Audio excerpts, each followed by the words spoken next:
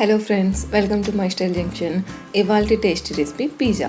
ఇంట్లోనే చాలా ఈజీగా హెల్తీగా పిజ్జా ఎలా చేసుకోవాలో చూద్దాం.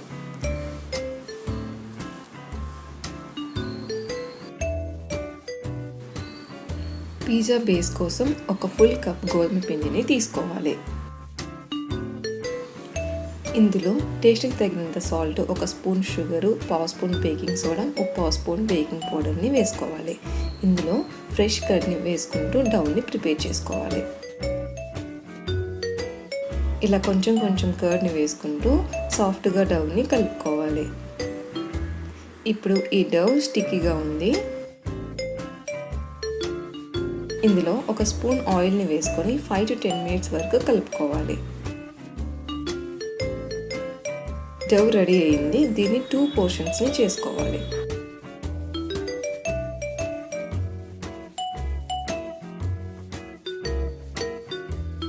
బాణలు తీసుకొని ఇందులో సాల్ట్ లేదా ఇసుకని లేయర్లా వేసుకోవాలి. ఇందులో ఒక గిన్నెని లేదా స్టాండ్ని పెట్టుకోవాలి. ఇప్పుడు లిడ్తో కవర్ చేసి హై ఫ్లేమ్లో 10 minutes ప్రీ హీట్ చేసుకోవాలి. హీట్ అయ్యేలోగా పిజ్జాని రెడీ చేసుకుందాం. ఒక ప్లేట్ని తీసుకొని ఆయిల్తో గ్రీస్ చేసుకోవాలి. పోర్షన్ డౌన్ని తీసుకొని ఇలా చేతితో నెమ్మదిగా స్ప్రెడ్ చేసుకోవాలి.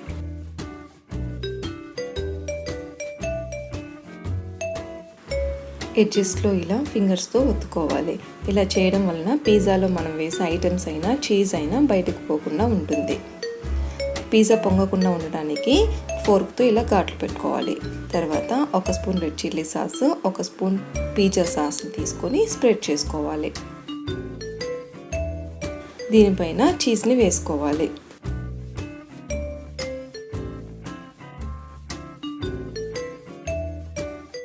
దీనిపైన red, yellow, green capsicum, onions, టమోటాలు పెట్టుకోవాలి. మన దగ్గర ఏవి అవైలబుల్లో ఉంటే అవి పెట్టుకోవచ్చు.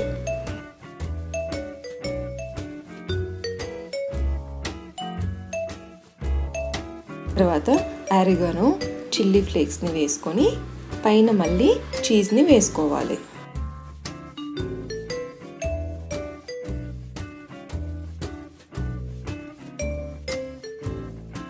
ఎడ్జెస్లో ఇలా ఆయిల్తో గ్రీస్ చేసుకోవాలి.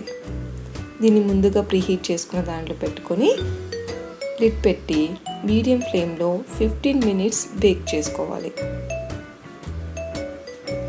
మధ్యలో ఒక 10 నిమిషాల తర్వాత బేక్ అయ్యిందో లేదో చెక్ చేసుకుంటూ బేక్ చేసుకోవాలి. ఇది బేక్ అయ్యేలోగా రెండో పిజ్జాని రెడీ చేసుకుందాం. డైరెక్ట్గా ప్లేట్లో కాకుండా ఇలా రోల్ చేసుకొని పిజ్జాని రెడీ చేసుకోవచ్చు. ఆయిల్తో గ్రీస్ చేసుకున్న ప్లేట్లో దీన్ని పెట్టుకొని మరో పిజ్జాని రెడీ చేసుకోవాలి.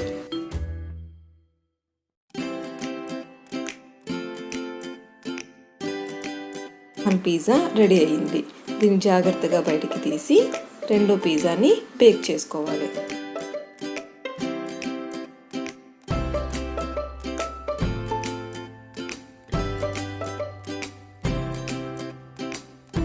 ఈజీగా ఇంట్లోనే ప్రిపేర్ చేసుకోగలిగిన పిజ్జా రెడీ.